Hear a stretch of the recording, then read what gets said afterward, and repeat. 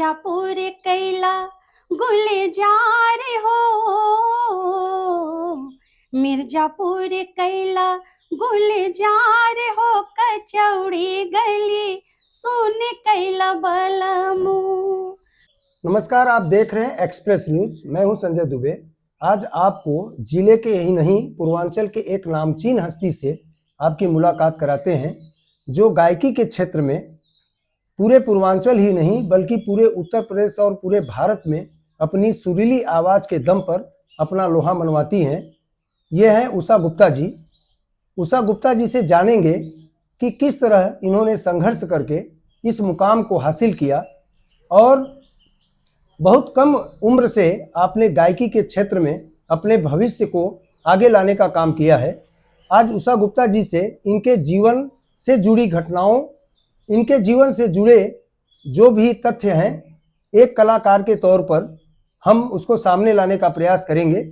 तो बात करते हैं उषा गुप्ता जी से। आप जिले की ही नहीं पूरे पूर्वांचल और यूपी की नामचीन कलाकार हैं और अपनी सुरीली आवाज़ से आपने लोगों को मदहोश करने का काम किया। हम आपसे जानना चाहते हैं कि सबसे पहले ये प्रेरणा आपको कहाँ से मिली कि मुझे गायकी के क्षेत्र में अपने भविष्य को आगे ले जाना है? कुछ नहीं, लोगों को सुना करती थी और मुझे अच्छा लगता था बस। और थोड़ा घर से भी सहयोग मिला कि हाँ, आप अगर इस क्षेत्र में जाना चाहती हैं, बस निकलते चले गए। आपको किस गाने ने सबसे ज़्यादा हाईलाइट किया और लोग मिर्ज़ापुर ही नहीं, जनपद ही नहीं, पूरे पूर्वांचल और पूरे प्रदेश में जानने लगे? कौन सा ऐसा गीत है जिसको आपने पहली बार गाया और काफ़ी वायरल हुआ और लोगों ने सुना उसको? भोजपुरी का क्षेत्र एक अलग ही अपना मान रखता है और सबसे पहले तो मैंने कजली का शुरुआत किया और कजली मिर्ज़ापुर की धरोहर है जी जी। जिसको यहाँ मिर्ज़ापुर से विदेश तक मैं ले गई और मुझे बहुत अच्छा उसका रिस्पांस मिला। कौन सी ऐसी कजली आपने गाई जिससे कहा जाता है कि मिर्ज़ापुर में कजली बहुत प्राचीन है और माँ विंध्यवासिनी को कज्जला के रूप में भी जाना जाता है और कजली की उत्पत्ति यहीं से हुई। तो उषा गुप्ता जी से हम जानना चाहते हैं कि ऐसी पहली कौन सी कजली थी जिसको गा करके आपने भारत ही नहीं बल्कि विदेशों में भी अपने नाम को बढ़ाया? मैं गा कर सुनाती हूँ आपको। जी। मिर्ज़ापुर कैला गुलजार हो, मिर्ज़ापुर कैला गुलजार हो, कचौड़ी गली सुन कैला बलमू, सुन कैला बलमू, सुन कैला बलमू, सुन कैला बलमू, सुन कैला बलमू, कचौड़ी गली सुन कैला बलमू, मिर्ज़ापुर कैला गुलजार हो, कचौड़ी गली सुन कैला बलमू। बड़ा अच्छा गीत है और हमको लगता है कि ये मिर्ज़ापुर का गीत है। तो मिर्ज़ापुर के अलावा मिर्ज़ापुर का नाम आपने विदेशों में भी कई जगह मैंने आपका कार्यक्रम देखा और ये गीत आपका वहाँ भी चलता है। और कजली के क्षेत्र में मिर्ज़ापुर की अपनी एक अलग पहचान है। आप भोजपुरी कलाकार भी हैं। कुछ और चीज़ें आपसे जानना चाहते हैं हम कि कजली के अलावा, पूर्वांचल गीतों के अलावा आप और कौन से गीतों का गायन करती हैं जिससे लोगों को अच्छा लगता है और लोगों को प्रसन्नता की अनुभूति होती है?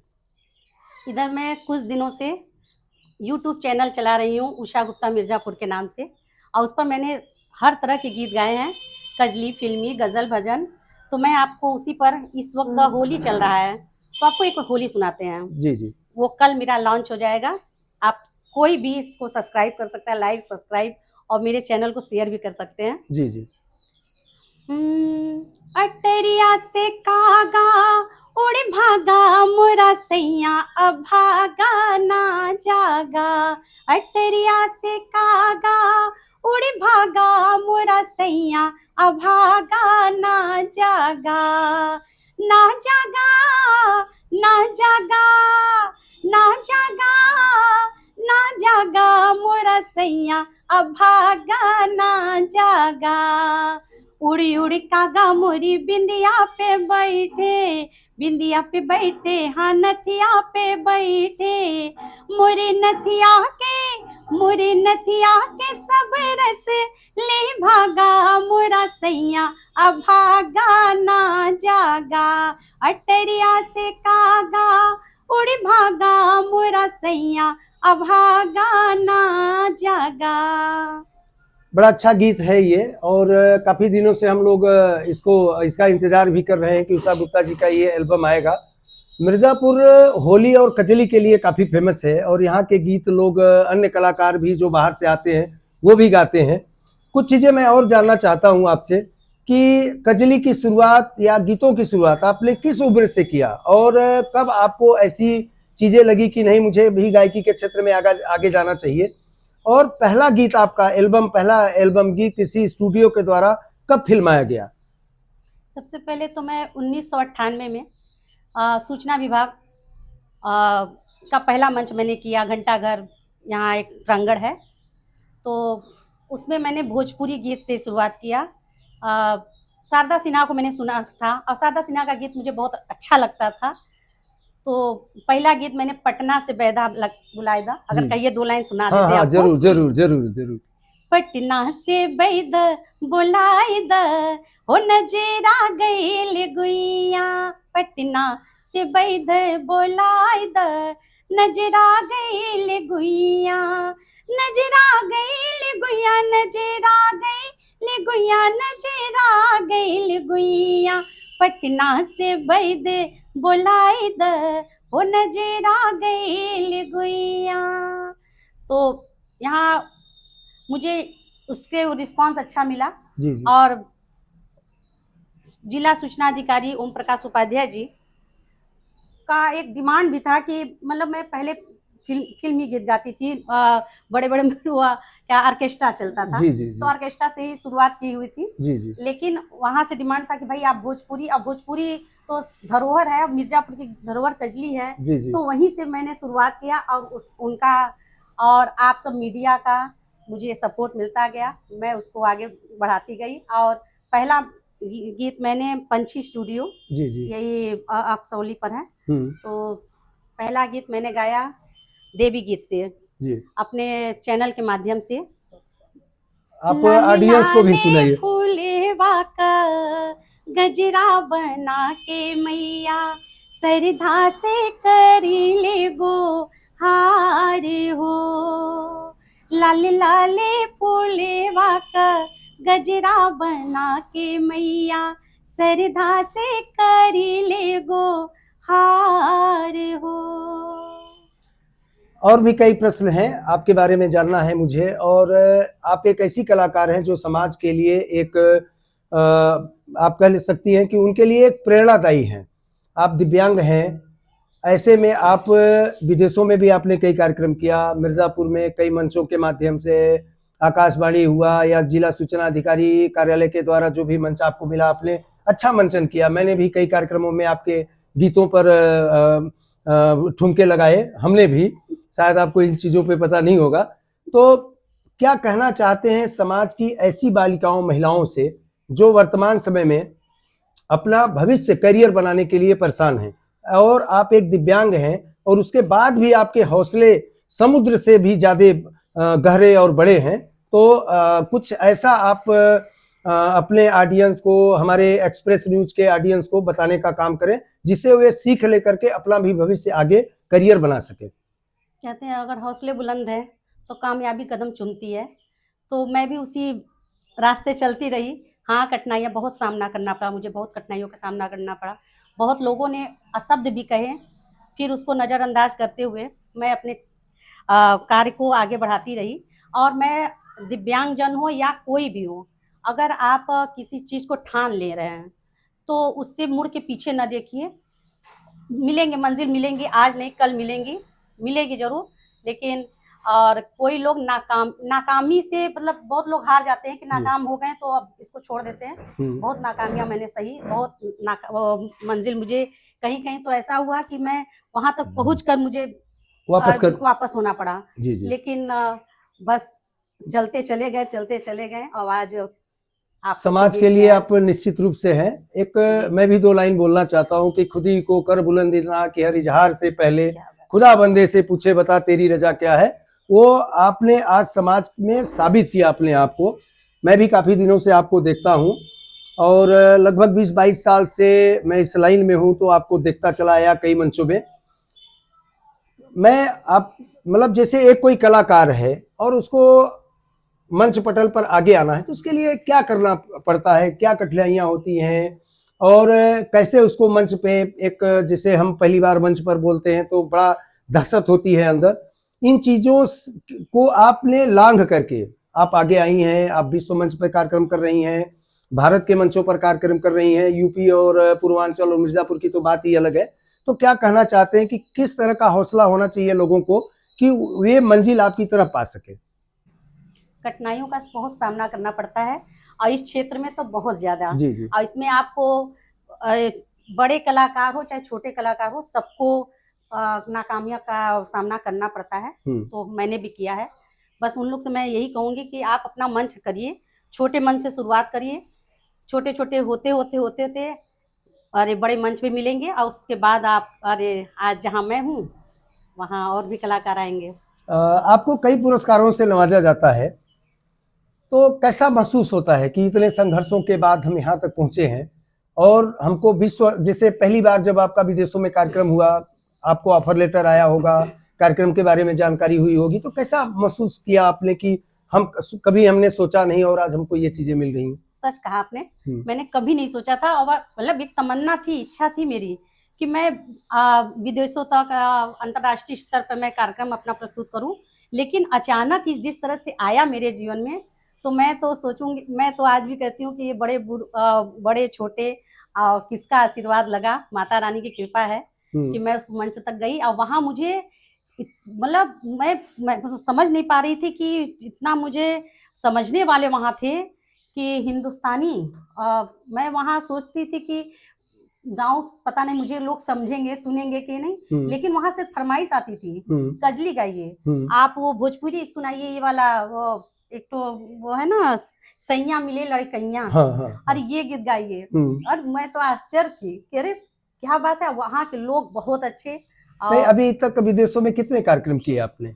मैं अभी तो पहला मंच था, तो और आप कहाँ गई? नीदरलैंड गई हुई थी, हाँ, यूरोप में कैसा नीदरलैंड। महसूस किया आपने?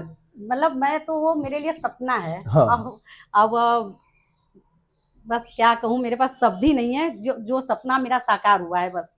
हाँ हाँ। तो इसमें किसका श्रेय देना चाहती हैं आप?